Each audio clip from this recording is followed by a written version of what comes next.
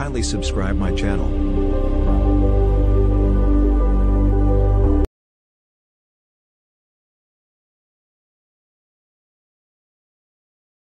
اصل میں بات یہ ہے کہ اللہ تبارک و تعالیٰ جب جنت دوزخ ہو جائے گی اور سارا نظام چل پڑے گا جی تو وہ جو نظام چلے گا اور عبدالآباد کے لیے چلے گا وہ اللہ کی مشیت سے تو چلے گا.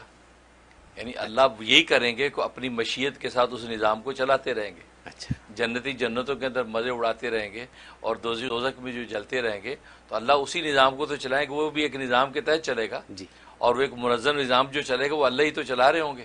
اچھا ہاں تو وہ اسی جیسے دنیا کے اندر اللہ نے ہر چیز کو نظم سیٹ کیا ہوا ہے. سورج اپنے وقت پہ نکلتا ہے وقت پہ غروب ہوتا ہے, چاند سے وقت پہ نکلتا ہے وقت پہ غروب ہوتا ہے, چاند ستارے نکلتے ہیں اور اسی فصلیں اگتی ہیں, دریا بہتے ہیں. تو یہ سارے بظاہر تو ایسے لگے منظم اپنے ٹائم پہ, لیکن یہ پیچھے کر کون رہا ہے؟ اللہ ہی تو کر رہا ہے. بالکل اسی طریقے سے جنتوں کے اندر بھی جو کچھ ہو رہا ہوگا, جو حور و قصور کی نعمتیں ہیں, ماکولات و مشروبات کے خزانے ہیں, وہ جنتیوں کے اندر جو ہے وہ خوش گپیاں ہیں, تو یہ سارا کر کون رہا ہوگا؟ اللہ ہی تو کر. اللہ کی مشیت کے بغیر تو کچھ بھی نہیں ہوگا. جیسے دنیا میں جو کچھ بھی ہے وہ اللہ ہی کر رہے ہیں, اسی طریقے سے آخرت میں بھی. اور دنیا میں تو ویسی ہی فانی اور عارضی دنیا ہے. جب اس میں اللہ تبارک و تعالیٰ کے تصرف سے سب کچھ ہو رہا ہے تو وہ تو عبدالآباد کی دنیا ہے.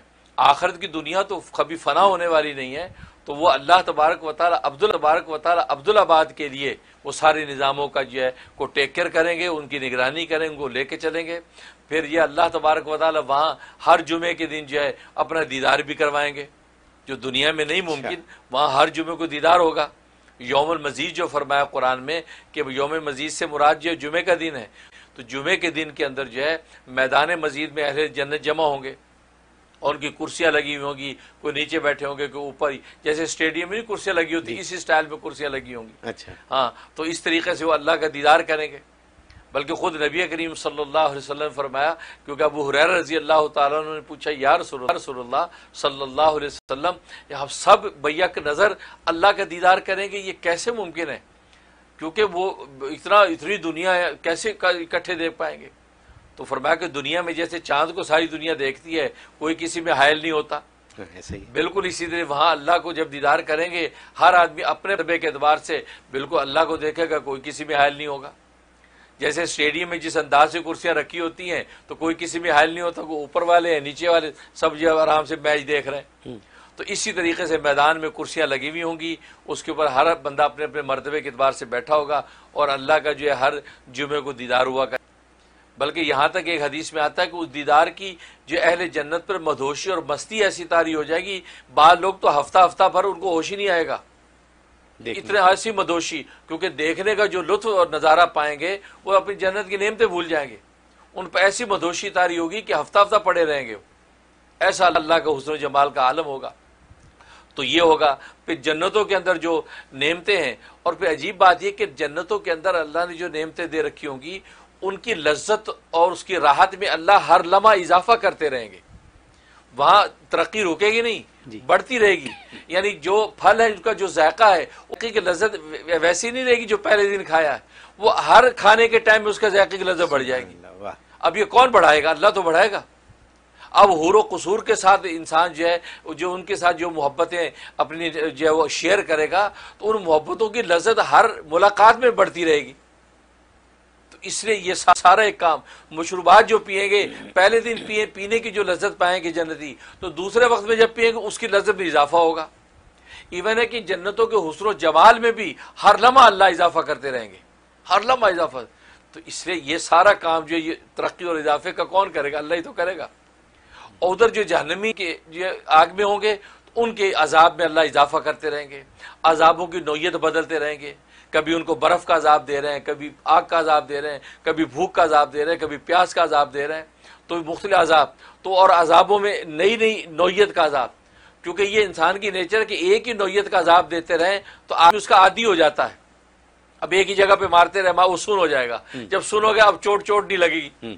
تو اللہ تبارک و تعالیٰ وہاں ان جلدوں کو جب آگ سے جل جائیں گی تو اللہ ان جلدوں کو بدل کے نئی جلدیں لگائیں گے, تو نئی سکن آ جائے گی. اب نئی سکن کتنی سینسیٹیو ہوتی ہے, اس کے اوپر آگ لگے گی تو کیا عالم ہوگا تکلیف کا.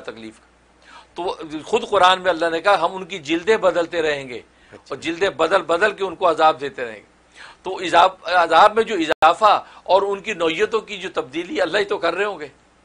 تو اس لیے اللہ تبارک و تعالیٰ جو ہے ان کا بالکل اسی طریقے سے عبدالآباد کے لیے کام جاری ساری رہے گا. ایسا نہیں کہ بانٹ دیا فارغ ہو کے بیٹھ گئے، ایسا نہیں ہے. اللہ کی مشیت سارے کام کرے گی. اور بہت سے لوگ تو دوزخ میں سے نکل کے جنت میں بھی آئیں گے جب ان کا عذاب پورا ہو جائے گا. وہ ایک الگ نظام ہے کہ جو اسات المومنین گناہگار مسلمان ہیں تو وہ اپنا عذاب بھگتنے کے بعد اللہ پھر ان کو نکالیں گے. پھر وہ آب حیات کے غسل میں اپنے آپ کو نہائیں گے. غسل لینے کے بعد اب جنتوں میں اللہ ان کو داخل کریں گے. وہ پورا ایک پروسیس ہے. پھر آراف جو ایک دیوار ہے دونوں جنت اور دوزخ کے درمیان، اس آراف پہ ایک عرصے تک لوگ وہاں رہیں گے جو جنت میں جانے کے مستحق تھے لیکن کسی گناہ کی وجہ سے روک دیے گئے، اب وہ درمیان میں ہیں. ان کا ایک پورا پروسیس ہے. تو اللہ تبارک و تعالیٰ وہاں بہت کچھ کرتے ہیں، دنیا والے معاملے سے زیادہ کریں گے کیونکہ یہاں تو بندہ خود بھی کچھ کرتا ہے. کیونکہ یہاں تو اللہ نے اختیار بندے کو دے رکھا ہے نا، گناہ بھی کر رہا ہے، ثواب بھی کر رہا ہے، تو قتل بھی کر رہا ہے، مقتول بھی بن رہا ہے. تو یہ یہاں تو اختیار، وہاں تو یہ بھی نہیں ہے. وہاں تو بندہ جو ہے من مانی زندگی ہے لیکن ایک پیٹرن کے تحت جو مزے اڑا رہا ہے. وہاں نہ عبادت کی مشقت نہ تکلیفی احکامات ہیں. تو یہاں تو کچھ کام بندہ خود بھی تو کرتا ہے. اب گدھا گاڑی بناتا ہے تو گاڑی خود بناتا ہے، گدھا اللہ نے پیدا کیا تو دو کو ملا کے گدھا گاڑی بنی نا. تو اس میں اللہ کا بھی تخلیق شامل ہے تو بندے کا کام بھی شامل ہے. تو دنیا میں تو شیئر ہو رہا ہے کام، تو آخرت میں وہ بھی نہیں ہے، سارا ہی اللہ نے کرنا ہے. اچھا، سارا ہی اللہ نے کرنا ہے. وہاں پھل بھی اللہ نے خود ہی اگانے ہیں، وہاں پھول بھی اللہ نے خود ہی اگانے ہیں، وہاں جو حور قصور کی نعمتیں پیدا بھی خود ہی کرنی، خود ہی دینی ہے. یہاں تک کہ حدیث میں آتا اگر کسی نے بچے کی خواہش کی کہ میری بیوی کو بچہ پیدا ہو تو اللہ وہ بچہ بھی پیدا کریں گے. ہاں، ترمذی کی حدیث ہے کہ بچہ پیدا ہوگا اور لمحوں میں حمل ٹھہرے گا، لمحوں میں بچہ پیدا ہوگا اور لمحوں میں وہ بڑا ہو جائے گا، بڑا ہو کے اپنی مستقل جنت میں چلا جائے گا. سبحان اللہ. تو وہاں تو یہ تک ہوگا. تو اس لیے وہاں تو اللہ ہی کرے گا سب کچھ. دنیا میں تو بندہ بھی کچھ اپنا شیئر کرتا ہے کہ جس کا اجر اور ثواب یا سزا